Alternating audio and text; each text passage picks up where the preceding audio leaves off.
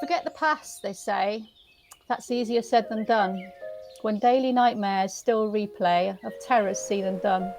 Cannot quiet the racing mind at 4 a.m. It seems to find yet more reminders of the past. To haunt and taunt, make hearts beat fast, and sweat and toss and turn each night. No chance of sleep before it's light. Insomnia, they call it, but it's not. It's Pandora's box unshut.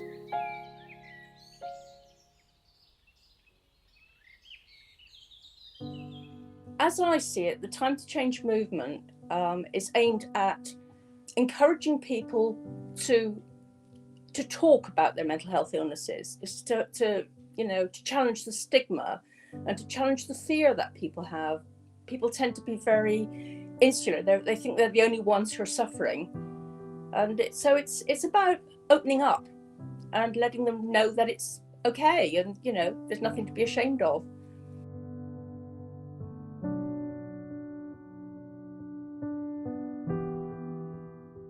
A Time to Change champion is someone with lived experience of mental health and someone who decides to be part of the Time to Change movement.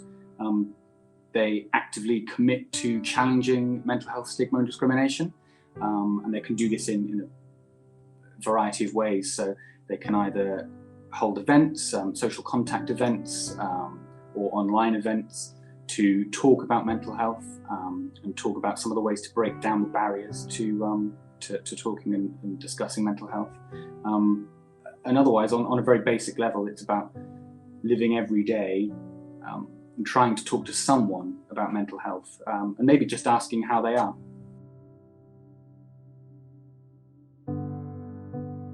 Don't bottle it up. If you're suffering with mental health problems, the worst thing you can do is bottle it up and fear that you're all on your own and you're the only person that's suffering the way you are.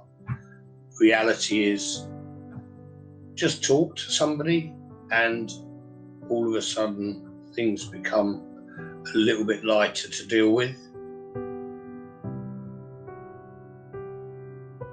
Oh gosh, I'm going to talk about laughter yoga, and of course my face changes completely as soon as I do. I trained in Bristol with a man called Joe Hoare, and laughter yoga is just the most amazing thing to aid your well-being.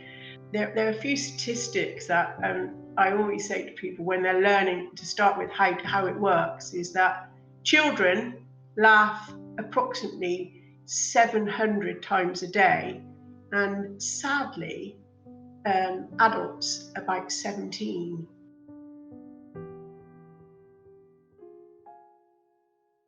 I've lived with schizophrenia and personality disorder since the age of 14. I'm 54 now, so my lived experience is vast. When I was younger, I was sectioned and just left on the scrap heap, really, for many years. And in the last 15 years or so, it's become a lot more acceptable. So for me, it's just by people changing the discrimination of mental health and the NHS taking a little bit of control over it, whereas before it wasn't great. It was a lot of privatised companies dealing with mental health.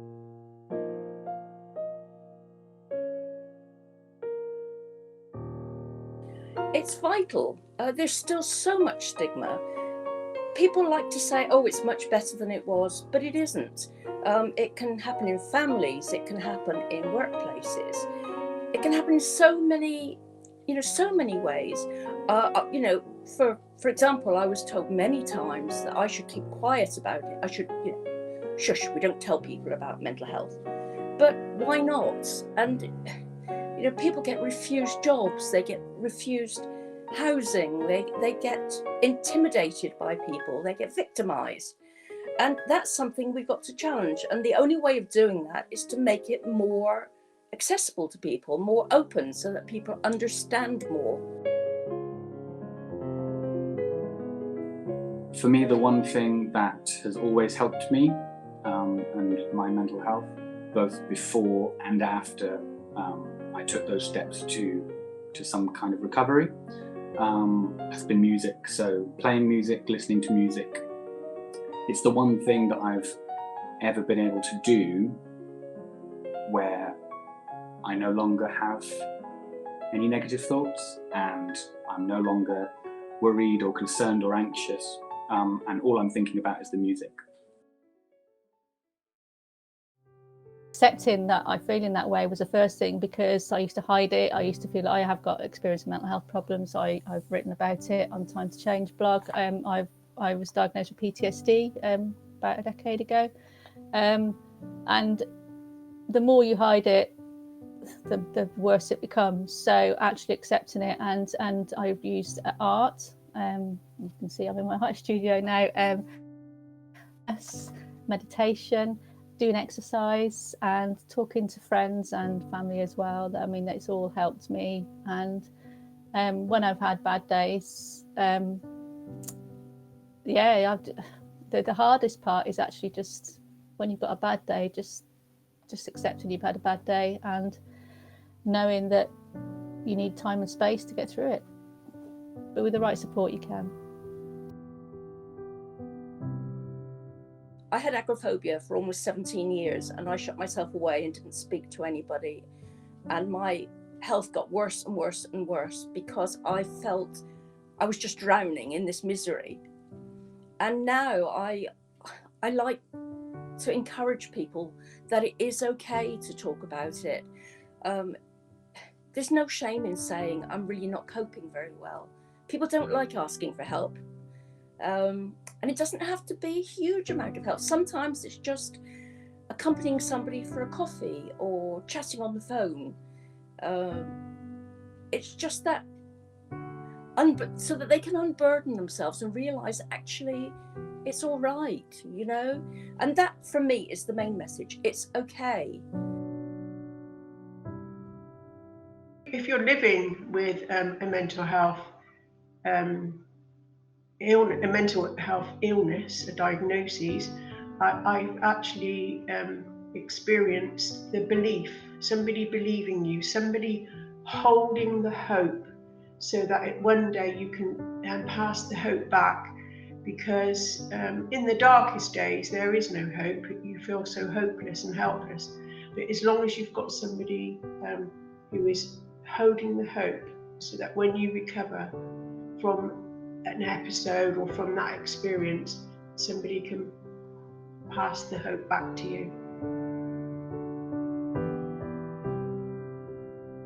Most people living with mental health illness continue right the way through their lives, you know, for many years. And you don't suddenly get better. It's something that you have to learn to adapt to. You have to learn to change the way you look at the world and the way the world looks at you, you know, and how you deal with things. And asking for help is one of the biggest things. It certainly was one of the biggest things that I found.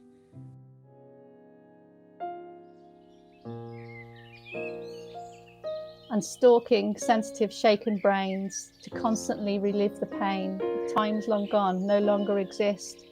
But like a great illusionist, it reappears out from the dark to shape the psyche, leave its mark on young minds, meaning as they grow, the past gets hardwired in, and so the trauma survivors can't break free unless they use neuroplasticity to unravel, release, reframe, rewire, and create new ways for nerves to fire. Forget the past, release, reveal new ways to feel safe, rest, and heal.